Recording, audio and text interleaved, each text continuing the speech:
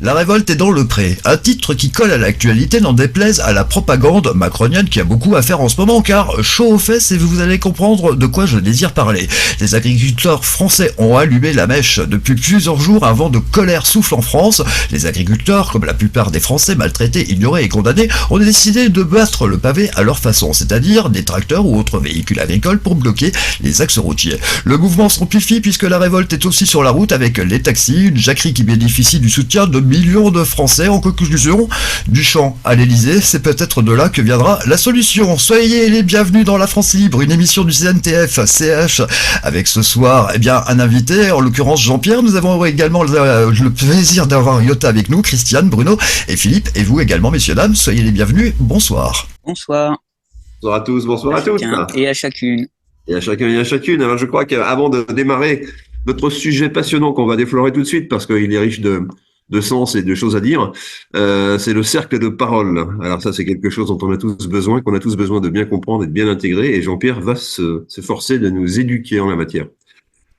Et donc préalablement, donc il y a une déclaration qui nous vient de Bruno, ici présent, et qui a des choses à nous dire d'une extrême actualité d'une part, et d'extrême importance d'autre part. Ça a trait avec ce qui se passe dans l'agriculture française, évidemment. Je laisse la parole à Bruno.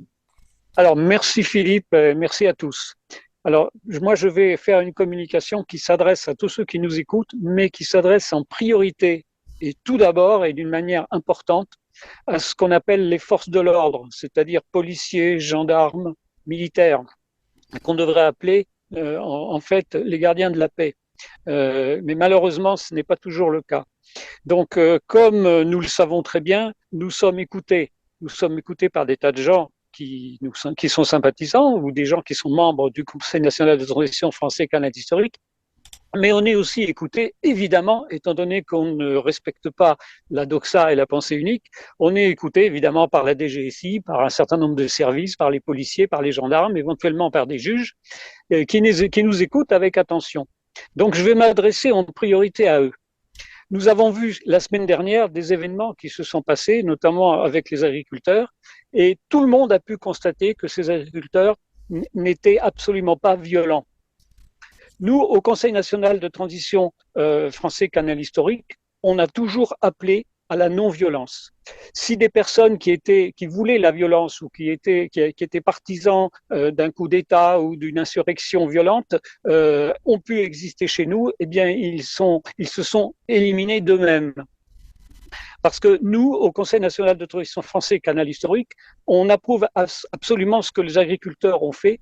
On veut agir de la même manière. On appelle à un changement de société vers une véritable démocratie telle qu'elle a existé, comme nous le dit depuis si longtemps Iota, il y a 2500 ans.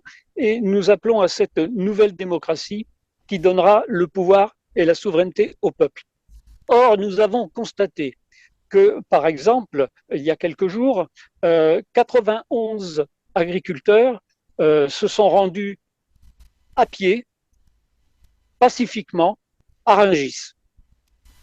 Ils n'ont absolument rien détérioré, mais ils ont été immédiatement mis en garde à vue, y compris une dame qui s'appelle Karine Duc, qui est viticultrice dans le 47, et qui était le matin même en face de Gabriel Attal à l'hôtel Matignon. Alors on passe en une seule journée de l'hôtel Matignon à une garde à vue. Et son avocate n'a même pas pu lui parler pendant cette garde à vue. Ces 91 agriculteurs ont été mis en garde à vue illégitimement et illégalement par des policiers qui étaient très gênés, qui étaient honteux, parce qu'ils devaient obéir aux ordres. Or, dans le code de déontologie de la police, de la gendarmerie et de l'armée, il y a des clauses qui disent qu'on ne doit pas obéir à des ordres qui vont contre l'intérêt du peuple et qui sont illégitimes. Alors pourquoi ces policiers ont obéi aux ordres? Tout simplement parce que bien qu'ils fassent partie eux-mêmes du peuple et qu'ils aient des obligations, notamment le fait de payer leurs emprunts, etc., ils n'ont pas envie de se faire virer du corps dans lequel ils sont entrés. Alors pourquoi ont-ils obéi à ces ordres? Parce que malgré tout, ils ont compris que les choses ne vont pas. Parce que ce que dénoncent les agriculteurs, le peuple entier le dénonce actuellement. On marche sur la tête, comme ils ont dit. Alors pourquoi ces forces de l'ordre ont obéi aux ordres? Parce que pour l'instant, ils n'ont pas encore pris conscience que c'est un mouvement global qui doit se faire, un mouvement global de désobéissance civile, parce que eux aussi sont victimes je dirais, de la dictature venant de Bruxelles, qui elle-même est répercutée par ceux qui veulent nous gouverner actuellement, l'oligarchie qui nous gouverne, qui essaye de nous gouverner, mais qui va pouvoir le faire de moins en moins. Donc, ce qu'il faut qu'ils comprennent, c'est qu'à partir du moment où un nombre assez important de personnes vont dire ça suffit, bien les choses peuvent basculer, les choses peuvent changer absolument sans violence, comme ça s'est passé au Portugal il y a 50 ans, dans la révolution des œillets, où les forces de l'ordre de l'époque, finalement, ont baissé les armes et ont rejoint le peuple, et c'est le peuple tout entier qui est arrivé à Lisbonne et qui a fait tomber la dictature. Alors certains vont nous dire que nous ne sommes pas dans une dictature, mais parce qu'en fait, nous vivons dans une tyrannie qui ne dit pas son nom, qui avance d'une manière sournoise, en votant petit à petit des lois liberticides, en violant la Constitution depuis 2008, etc., etc. Donc ils essayent de faire avaler au peuple un certain nombre de couleuvres petit à petit jusqu'à ce qu'on soit complètement pris au piège. Donc l'appel que je lance actuellement, c'est vis-à-vis de toutes ces personnes qui dépendent de l'oligarchie, que ce soit les forces de l'ordre ou que ce soit l'administration ou que ce soit tout type de personnes, que ce soit les préfets, que ce soit même les professeurs dans les écoles, etc. À partir du moment où vous prendrez conscience, comme ça s'est passé au moment du procès de Nuremberg, que le fait d'obéir à des ordres n'est pas du tout quelque chose qui nous rend, je dirais, non coupables, parce qu'à partir du moment où on sait qu'on obéit à des ordres et qu'on n'a pas envie d'obéir à ces ordres parce qu'ils sont illégitimes, eh bien, on se rend plus ou moins complice de cette culpabilité. Donc, à partir de là, réagissez, bougez, faites quelque chose pour que, enfin, notre peuple retrouve sa liberté. Voilà ce que je voulais dire pour commencer. Et pour donner la suite à Jean-Pierre en ce qui concerne les cercles de parole et la non-violence, nous agissons exactement de la même manière et c'est très important ce qu'on va dire aujourd'hui parce que ce sont des méthodes de travail, des méthodes de discussion dans des équipes de personnes qui permettent d'aboutir à des décisions d'une manière pacifique et d'une manière non violente. Voilà ce que je voulais dire pour commencer. Pour la petite histoire, Bruno, ces agriculteurs qui se sont fait arrêter à Rungis, le motif de l'arrestation a été entrave à la circulation. Alors il faut savoir qu'ils y sont allés en tracteur, évidemment. Ils ont croisé les gendarmes, ont demandé où pouvaient-ils se garer. Les gendarmes leur ont dit garez-vous là. Ils se sont garés, etc. Et puis par la suite, ils sont partis à pied. Et c'est à ce moment-là qu'on les a arrêtés. Donc pour ce motif-là, entrave à la circulation. Mais ce qui était très important, Sylvain, c'est de voir que ces gendarmes ou ces policiers se sentaient vraiment très mal et ils n'avaient vraiment pas envie d'obéir à ces ordres. Alors, c'est très intéressant tout ce qu'on se dit là, parce que c'est là une actualité très chaude qui peut laisser entendre que y a des choses qui vont changer dans ce pays et en Europe prochainement, et qui s'affrontent ou qui se confrontent plutôt à une logique de discussion qu'on a perdue. C'est-à-dire qu'on n'écoute plus l'autre. À la télévision, ce sont pas des débats, ce sont des guerres verbales. Voilà. Donc, il est grand temps de retrouver une sagesse donnée par les anciens, et en particulier les Amérindiens. On peut aussi aller jusqu'au règne de la Grèce antique à Athènes, et on doit aller jusque-là, pour se dire qu'on a perdu un savoir-faire et qu'il s'agit de le retrouver. Ce savoir-faire, c'est comment s'écouter, comment passer des messages et comment se limiter dans la synthèse, donc, de l'information que l'on souhaite donner. On n'est pas obligé de parler si on n'a rien à dire. Par contre, si on a quelque chose à dire, il faut que ce soit synthétique. Voilà. Pour la compréhension des choses, évidemment. Est-ce qu'on peut demander à Jean-Pierre d'ouvrir le bal à ce moment-là? S'il te plaît, Philippe, on va quand même regarder l'actualité en images et puis après on va laisser un boulevard à Jean-Pierre de façon à ce qu'il puisse exprimer l'actualité en images tout de suite.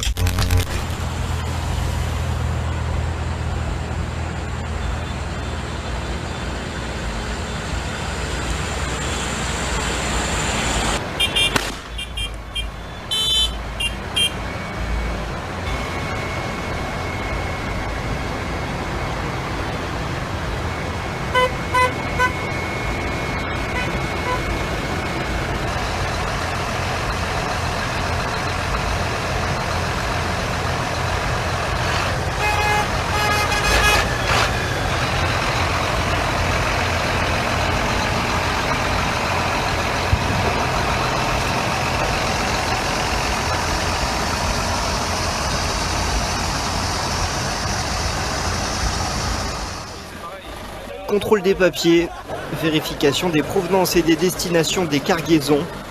Les derniers kilomètres avant le péage des Commois tournent au ralenti. Ah, il y a un quart d'heure qu'on est bloqué, mais bon, on est à tout cœur avec eux aussi. On attend, s'il faut attendre plus, on attendra plus. Depuis hier soir, plusieurs centaines d'agriculteurs se mobilisent sur les péages sarthois. Objectif, bloquer tous les camions frigorifiques qui transportent de la marchandise étrangère. Italiens, irlandais ou encore espagnols, une vingtaine de chauffeurs prennent leur mal en patience. Je dois aller en Angleterre, mais cette nuit, ils m'ont dit de me garer là. Donc là, j'attends tranquillement. C'est clair que je les comprends, si je me mets à leur place, carrément. Ils en ont ras-le-bol à cause des politiques. Ils en ont ras-le-bol à cause des politiques, je crois que cela est bien résumé. Tout à fait. Allez, on va donc accueillir comme il se doit notre ami Jean-Pierre qui aujourd'hui va développer ce sujet, le cercle de parole. Jean-Pierre, c'est à toi. Merci. Alors, j'ai appris à faire des cercles de parole auprès de quelqu'un qui avait appris en faisant beaucoup auprès des Amérindiens de Lakota. Donc, je vais vous présenter un peu leur méthode, sachant que forcément, je l'ai transformée volontairement ou involontairement. Et puis, je l'ai aussi adapté au fait que nous soyons en Zoom et non en présentiel. Alors, en présentiel, l'assemblée qui se rassemble commence par faire des offrandes de tabac, puisque chez les Amérindiens, le geste est associé à la pensée et à la parole.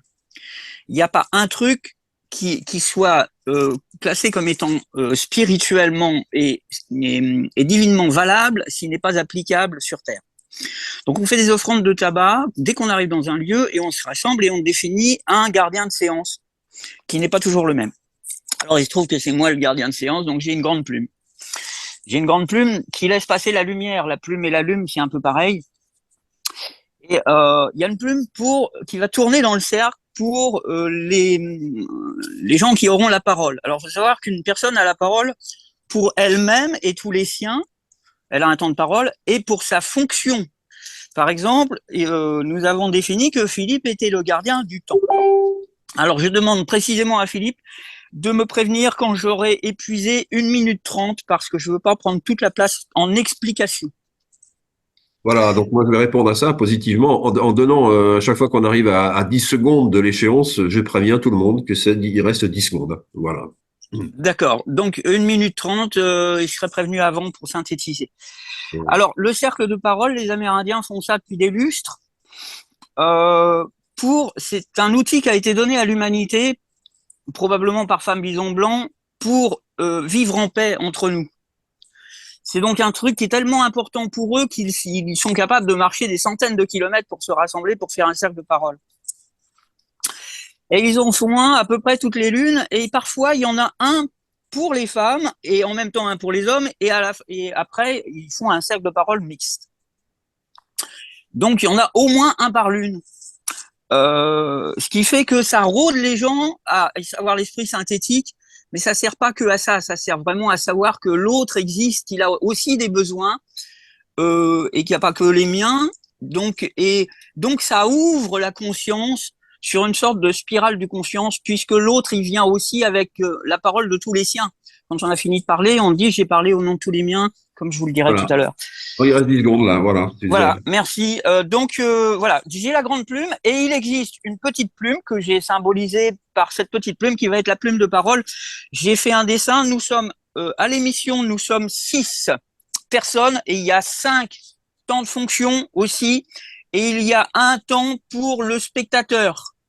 Un temps qui va être très court, mais on lui donne un temps pendant lequel il faudra faire une coupure d'écran, une coupure d'émission et parler lui aussi, prendre des notes sur ce qu'il pense de la situation et de ce que nous venons de dire. Voilà. Donc en gros, nous sommes 14 temps de parole. Voilà, merci Philippe. Je lance là. Alors Philippe, je te transmets la plume. La plume tourne dans le sens du soleil, c'est-à-dire dans l'hémisphère nord, elle tourne, elle va de ma main gauche, je la donne de ma main gauche et je la reçois de la main droite. Dans l'hémisphère sud, c'est l'inverse et sur l'équateur, c'est pas pareil suivant les saisons. Ça tourne dans le sens du soleil. Donc Philippe, je te donne, alors en Zoom, c'est pas pareil, bien sûr, veuillez nous en excuser. Philippe, tu as la parole, la plume est à toi. Alors, la plume est partie. Je montre ma plume, parce qu'on est en Zoom, qui est un cristal, en fait, qui va se substituer à la plume. Alors, si la parole est à moi, eh ben, j'en suis ravi et j'ai de quoi parler pendant 3 minutes. Alors, pour revenir rapidement ou pas rapidement sur ce que vient de dire Bruno, sur ce qui se passe au niveau du monde agricole et surtout des choses qui ne sont pas légales et pas légitimes. Donc voilà, moi j'ai envie de reprendre la parole de Sergueï Lavrov, qui est le ministre des Affaires étrangères russe, qui dit le cynisme des Occidentaux n'a pas de limite. Alors il disait ça à propos de plein de choses, mais ça s'applique particulièrement au fait que le matin, cette dame était devant Monsieur Attal et que le soir, elle était devant les policiers en garde à vue. Ça, c'est du cynisme. Surtout si on a dit aux gens de garer leur tracteur à tel endroit et qu'une fois qu'ils ont quitté les tracteurs, on les accuse d'avoir, je ne sais pas moi, de faire de l'obstruction à la circulation. Bon. Donc c'est des faux prétextes, ce sont des tricheries, c'est des poignards dans le dos, c'est tout ce qu'on veut, sauf des choses venant d'être bienveillants, que normalement nos dirigeants devraient être et qu'ils ne sont pas. Voilà ce qu'on peut déjà dire au niveau de l'analyse. Après, je laisserai à d'autres que moi le soin soit d'enfoncer le clou dans cette direction-là, soit de changer de sujet. On évitera quand même d'aller au bout du monde, mais simplement faire des sujets qui se relient les uns aux autres. Voilà, je passe moi-même à donc ma plume. Oui. Alors j'ai noté dans l'ordre d'arrivée, c'était Bruno Vopotic après toi, Philippe. Alors Bruno, c'est à toi. Alors, moi, j'ai tu as un temps pour ta personne, hein, Bruno. Je précise, tu as un temps pour ta personne et un temps pour ta fonction. Alors, moi, j'ai ma plume qui est un crayon de papier. Donc, je prends la suite de ce que Philippe vient de dire et de ce que tu viens de dire aussi, Jean-Pierre. Moi, je vais simplement faire un lien entre ce que tu dis, Jean-Pierre, et ce que Iota nous dit depuis si longtemps concernant ce qui s'est passé donc au moment de la démocratie à Athènes, où on avait des grands groupes de parole qui existaient.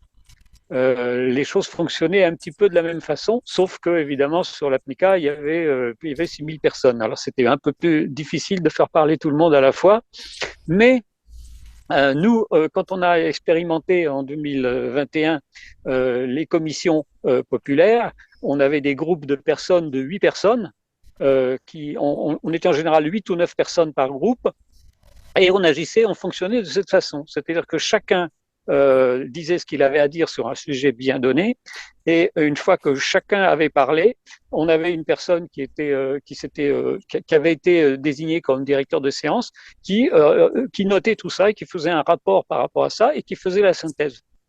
Et on a découvert à ce moment-là que des gens qui étaient assez timides, qui n'avaient pas l'habitude de parler, eh bien, d'un seul coup, ils se révélaient comme des gens capables d'avoir des idées et de parler vraiment très bien. Et puis d'un autre côté, on en avait qui avaient beaucoup l'habitude de parler et qui parlaient un petit peu trop, qui finalement étaient obligés de laisser la parole aux autres. Donc on arrivait à un équilibre extraordinaire et on est arrivé à ce qu'on appelle un cerveau collectif. Et on a expérimenté effectivement une puissance de découverte et je dirais de résultats et de solutions sur des projets qu'habituellement on n'a pas l'habitude de voir. Parce que dans la démocratie soi-disant de la Ve République, qui n'est pas une démocratie, on a des gens qui n'arrêtent pas de s'invectiver, comme tu le disais Philippe, on a des gens qui sont en train toujours de s'opposer les uns aux autres, et ce n'est pas du tout constructif. Voilà, je pense que je n'ai pas été trop long, et je tends ma plume à la personne qui suit. Alors Jean-Pierre, qui suit Bruno? Alors, qui suit Bruno? Alors normalement, Bruno, il avait un temps pour sa fonction, mais je crois qu'il a fait un peu les deux, il a fait sa personne et la fonction, c'est ça Bruno? Bon, là, je vais parler surtout en mon nom personnel. D'accord. Alors, est-ce que tu peux prendre quelques instants pour ta fonction, puisque ta fonction a un temps de parole, ta fonction, tu amènes des nouvelles qui sont quand même importantes. Donc, est-ce que tu veux donner une précision? Alors, ma fonction, c'est d'être membre du comité d'installation du Conseil national de transition canal historique français. Et donc, de par ma fonction, ce que je peux dire, c'est que nous n'arrêtons pas à chaque émission de montrer, de répéter et de démontrer que la meilleure méthode de changer de système et d'arriver à, je dirais, une civilisation adulte et vraiment démocratique, c'est la non-violence et la désobéissance civile non violente. Voilà ce que je voulais dire. Merci Bruno. Est-ce que je peux me permettre d'interrompre parce que si j'oublie ça, c'est très dommage pour le spectateur. Les Amérindiens Lakota, quand on a fini de parler, alors en tant que guide de séance, j'ai le droit d'interrompre et j'ai le droit de demander à la personne de garder une plume, même si elle ne parle pas. Dans ce cas-là, nous écouterons son silence. C'est très important. Le temps de parole, c'est 5 temps de silence pour un temps de voix. Je vous expliquerai ça un peu plus tard, mais je l'avais déjà expliqué dans une autre émission qui s'appelait l'unanimité plus 1. Les Amérindiens, quand ils ont fini de parler, ils disent quelque chose qui signifie 2 choses très importantes. 1, nous sommes tous reliés. Et deuxièmement, j'ai parlé au nom de tous les miens. Ça veut dire que ma parole fait foi de tous les miens. Plus 1.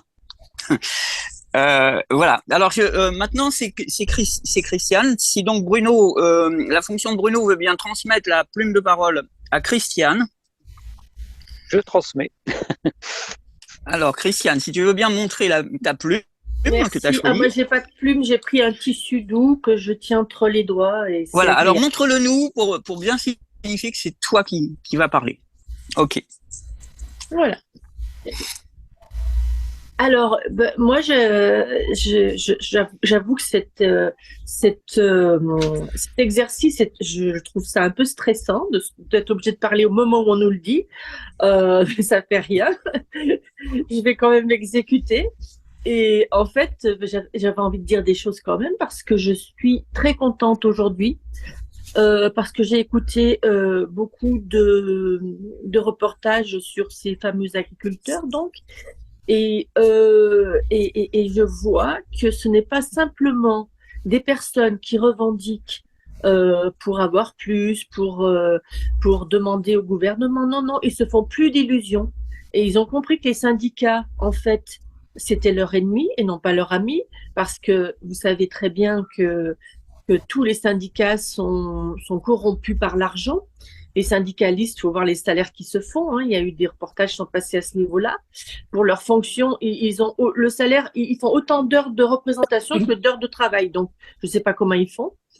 Et donc, moi, je trouve que c'est assez intéressant d'écouter ces jeunes ou moins jeunes agriculteurs qui sont quand même très réalistes par rapport à l'Europe, parce qu'ils savent que de toute façon, l'Europe, elle n'est pas là pour les aider, mais pour les enfoncer. Et que donc, la solution qu'ils disent, c'est qu'il n'y a pas de solution avec ce gouvernement, avec ces gens qui nous gouvernent, avec l'Europe. La solution, c'est de changer les choses. Alors, ils vont pas aussi loin que nous. C'est-à-dire que là, moi, j'ai envie de d'apporter justement à ces personnes tous les documents que nous avons sur le site qui peut leur permettre de faire des liens avec les forces de l'ordre. C'est-à-dire libérez-nous, force publique, libérez-nous, et puis il y en a d'autres.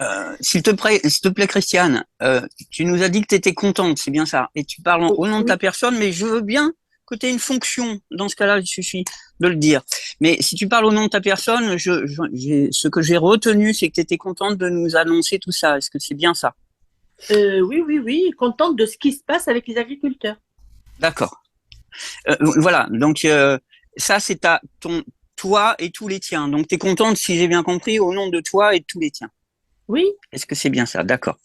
Après, oui. Je veux bien, si tu veux, il peut y avoir une fonction où là, tu vas parler du CNT. Et c'est possible de la demander. Est-ce que tu veux un temps pour une fonction, en tant que porte-parole du CNT, par exemple? Oui, j'irai pas jusqu'à dire porte-parole, mais j'irai dire informer le public sur l'existence du CNT. D'accord. Merci Christiane. Quand tu as fini de parler, donc je te propose de dire soit nous sommes tous reliés, soit j'ai parlé au nom de tous les miens. J'ai parlé au nom de tous les miens. Voilà, merci. Mais c'est. Et je passe la parole à. Alors, tu la passes de la main droite et tu la reçois de la main gauche. Tu la reçois de la main droite et tu la passes de la main gauche. Voilà. Ça tourne dans le sens du soleil. Alors, Ayota, merci Christiane, mais je demande à Ayota de patienter un tout petit peu. Et puisque Christiane, tu nous as dit tout à l'heure être stressée, je vous rappelle que je suis guide de séance et que j'ai le droit de demander à quelqu'un de garder la plume un temps, même si c'est pour le silence. Et là, c'est un effort pour nous occidentaux qui avons tellement l'habitude au bruit. J'avais demandé à Christiane de garder cette plume dans sa main gauche, bien sûr, avant de la passer. Juste le temps d'avoir conscience que, t'as vu, le groupe entier a prêté ses oreilles pour t'entendre parler au nom de tous les tiens, puis au nom de ta fonction, et que tu vas transmettre ce temps de parole. C'est extrêmement précieux. C'est que les Amérindiens, ça leur évite la guerre. Donc, quand tu vas transmettre à Iota, tu lui transmets quasiment la vie, la lumière de l'esprit, le temps de parole. Donc, ça va se faire, et la transmission du temps de parole, elle se fait en silence, en tendant la plume, et en disant, j'ai parlé au nom de tous les miens, par exemple, ou nous sommes tous reliés. Chez les Amérindiens, ils ont trouvé un mot pour les deux. Oh, Mita Kuye Oyasin. Donc, et c'est un temps sacré, hein, le temps de remise de la plume, c'est vraiment un temps où chacun se regarde les yeux dans les yeux, où Iota va te regarder, recevoir ce temps de parole, et quelque part le bénir à l'intérieur d'elle-même parce qu'elle va pouvoir parler au nom de tous les siens. Merci. Quelque temps, Christiane, et après tu passes la plume, mais en conscience. Voilà, donc j'ai parlé au nom de tous les miens et je te passe la plume. Iota, c'est à toi de la prendre. Merci. De l'accepter.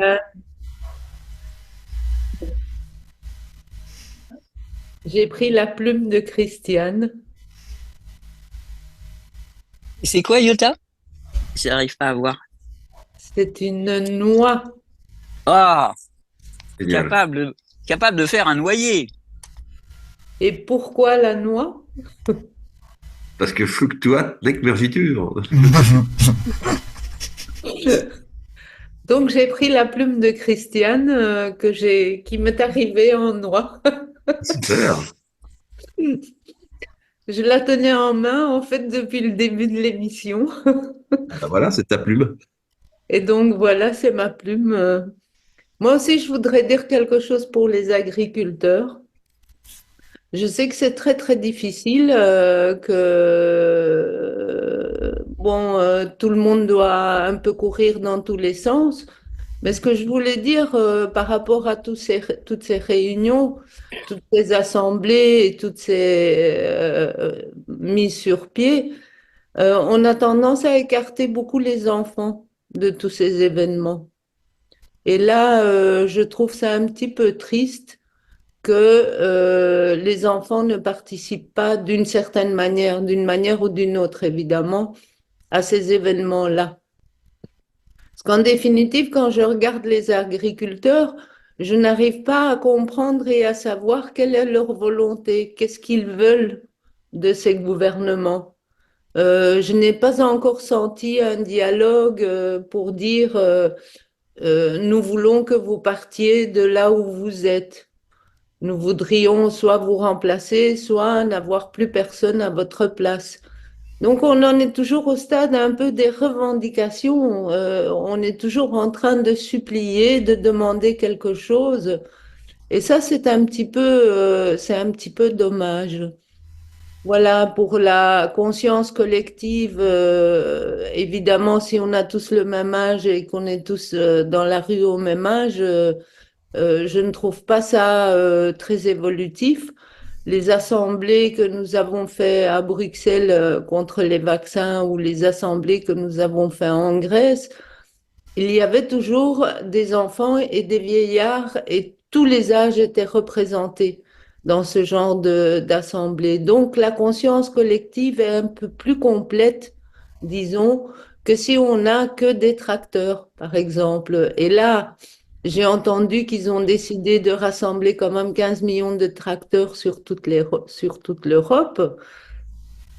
Et évidemment, eh bien, la question est toujours la même, hein, qu'allons-nous faire avec ces gouvernements? Est-ce que ça vaut la peine de bouger comme ça? Donc moi, je n'en sors qu'une chose qui m'est toujours positive et que je considère toujours positive, c'est qu'on a l'occasion de se rassembler et que dans ces rassemblements, il y a toujours des gens qui vont se connaître entre eux et qui vont faire évoluer des petites histoires par-ci, par-là. Et donc, c'est toujours positif de se rencontrer d'une manière ou d'une autre. Par contre, les revendications et tout ça, bon, ben, je reconnais que moi, personnellement, les réformes, je ne suis pas pour. Je suis pour la reconstruction d'une plus ou moins vraie démocratie adaptée à aujourd'hui, c'est-à-dire qu'on ait justement tous un temps de parole, ce que tu as très bien fait aujourd'hui, Jean-Pierre. Et donc voilà, je crois que j'ai utilisé mon temps de parole. Tout à fait. Merci beaucoup pour ça. Voilà, je veux transporter juste la noix parce que la noix représente notre cervelle. Donc, c'est une vitamine extraordinaire pour notre cervelle. Faire évoluer notre cerveau, d'y prêter attention et de se dire que agrandir nos connaissances est une fonction. Jean-Pierre. Merci, Yota. Merci, Yota. Alors, si tu veux transmettre ta plume de parole, je vous signale quand même qu'un chat d'un voisin est venu gratter. C'est la première fois de ma vie qu'il vient gratter à ma fenêtre. Donc, il avait peut-être envie de parler. Donc, je vais pas lui ouvrir parce que je vais pas vous quitter, mais je vous signale quand même que le peuple des chats s'est manifesté quand Yota a montré sa noix.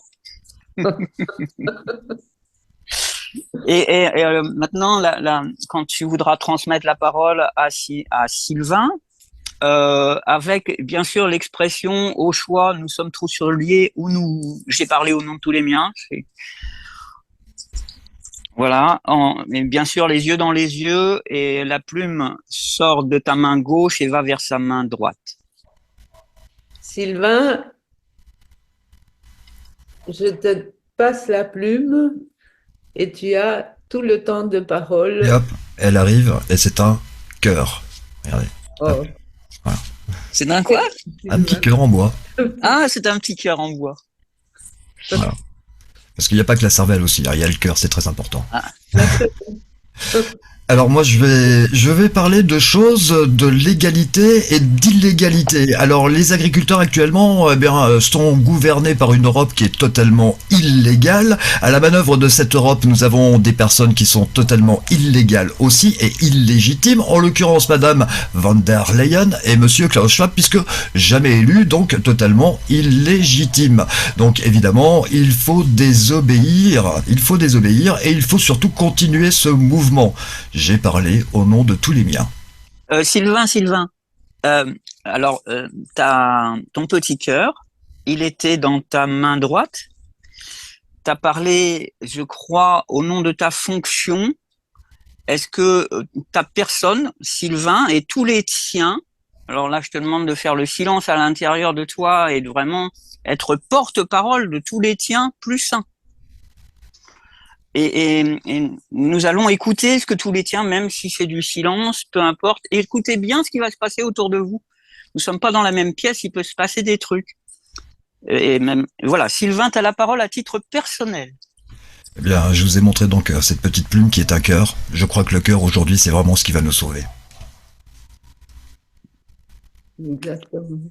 J'ai parlé au nom de tous les miens. Merci. Merci Sylvain.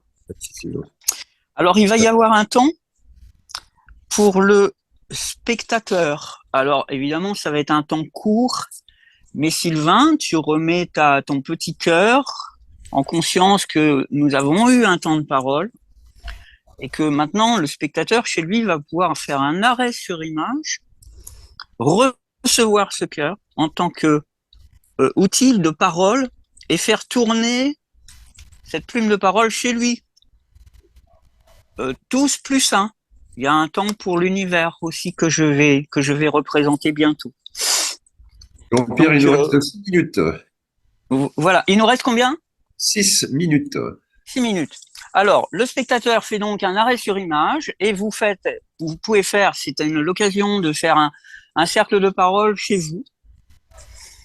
Bien sûr, il y en a un qui reçoit la plume de parole et vous pouvez faire comme nous. C'est une invitation parce que plus nous serons exercés à faire ce cercle de parole, moins nous aurons besoin de nos pseudo-représentants.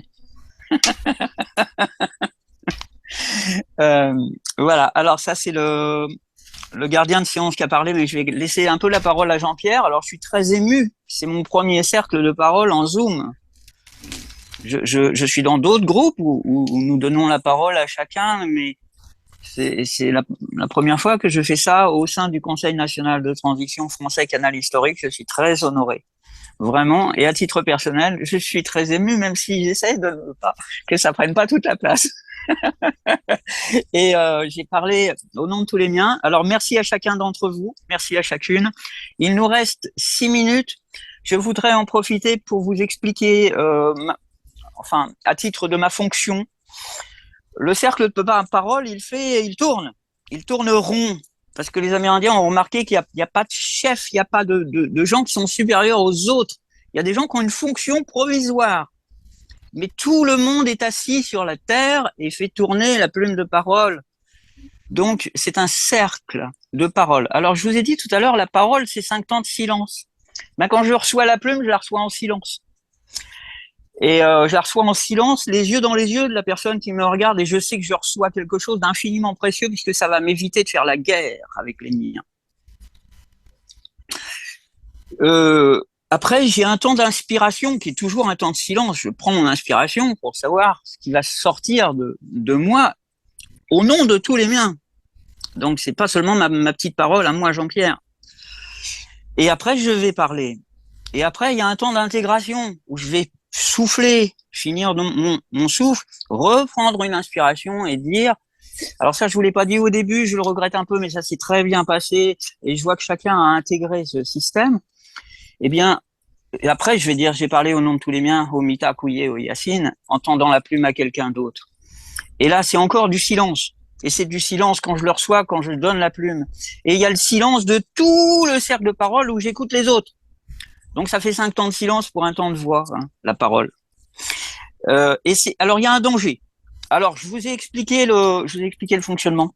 Je veux vous expliquer le danger parce que ça fait un cercle qui tourne. Ça fait tourner l'énergie, la lumière de l'esprit. Et si ça tourne, ça va faire un vortex. Et si ça fait un vortex, ça va prendre de la puissance, mais une puissance qui nous dépasse. Alors, c'est pour ça que les Amérindiens, ils font des offrandes de tabac. Avant de faire le cercle de parole, ils préparent le truc que j'ai préparé. Je vous le montre. J'ai trouvé un vieux drapeau de la France en coton. Alors, c'est important que ce soit fait en tissu biodégradable. Et puis, je vais mettre une offrande de tabac pour dire, en gros, 3 choses. Il y a une offrande bleue qui dit à l'univers et aux anciens, si je me trompe, s'il vous plaît, enseignez-moi. Je ne peux pas laisser une erreur se propager dans un cercle de parole, ça n'est pas possible. Donc, enseignez-moi, s'il vous plaît, maintenant. Ça, c'est très important, c'est une offrande qu'on fait avant qu'on prépare un cercle de parole. Parce que on se vide psychologiquement, on passe à l'essentiel. Donc, il y a un temps de préparation. Pendant lesquels chacun fait ses petites bourses de tabac. Il y en a une qui dit « S'il vous plaît, enseignez-moi ». Il y en a une qui dit « Merci ». Merci pour cet instant où je vais être rassemblé avec d'autres gens, où je vais pouvoir élargir ma conscience. D'où le terme spirale de conscience. Puisque ma conscience va passer de ma petite personne au grand groupe. Et puis quand le grand groupe va se terminer, nous allons fermer le cercle, clore la séance, et à ce moment-là, l'énergie va continuer de tourner en moi, et je vais avoir conscience de tout ce qui se passe dans toutes mes cellules. Jusqu'à la prochaine fois. 1 minute, Jean-Pierre. 1 minute? Oui. Ouh la vache. Donc, il y a un danger, donc il y a une préparation, et il y a surtout cette prière à l'univers. Si je commets une erreur, enseigne-moi. Et puis, il y a des bourses qui servent aussi à dire ce que je désire. Alors, chacun fait au moins ces 3 bourses-là. Donc, je les ai fait. Elles sont bleu, blanc, rouge, comme le drapeau de la France. Et après, chacun peut offrir du tabac. Alors, j'ai mis une petite plante là et je vais en offrir pour vous tous. Je peux offrir du tabac, soit pour dire merci. Et on offre du tabac à un être vivant, à une plante qui a des racines vers le sol, donc des antennes, et des antennes vers le ciel. En ayant pensé soit à mon merci, soit à quelque chose que je veux recevoir. Si je veux recevoir le cœur s'ouvrant dans le sens vers l'extérieur, si je veux recevoir, il faut que je donne. Donc, je donne un peu de tabac, une pincée. La quantité n'importe pas, c'est le symbole qui compte. Je donne quelque chose et j'ouvre mon cœur pour recevoir. Et puis, il y a l'offrande gratuite. J'ai envie de donner, j'ai envie de voilà, j'ai envie de donner, tout simplement. Donc, je vais offrir une pincée de tabac. Alors, je l'ai fait pour vous. Et merci, Philippe, de m'avoir signifié le temps. J'espère que je ne l'ai pas dépassé. Oh, nous allons clore la séance par un poème, par exemple, ou quelque chose, un honneur à la vie. Est-ce que quelqu'un a une idée à ce moment-là? Une prière, un poème, un honneur à la vie, un chant, peu importe, une berceuse, frère Jacques. J'en ai une petite, si tu veux, un petit poème. Ah bah, je veux bien. Je voudrais être un arbre. Oui, pardon. Tu dis quelques mots, tu nous laisses le temps de le répéter. D'accord. Je voudrais être un arbre, boire l'eau des orages, me nourrir de la terre, être ami des oiseaux, avoir la tête si haut dans les nuages qu'aucun homme ne puisse y planter un drapeau. Merci Sylvain. Est-ce que tu peux nous relire avec quelques mots à la fois, nous laisser le temps de répéter et reprendre quelques mots? Parce que là, c'est beaucoup. Je voudrais être un arbre. Je voudrais être un arbre. Boire l'eau des orages. Boire l'eau des orages. Me nourrir de la terre. Me nourrir de la terre. Être ami des oiseaux. Être ami des oiseaux. Avoir la tête si haut dans les nuages. Avoir la tête si haut dans les nuages.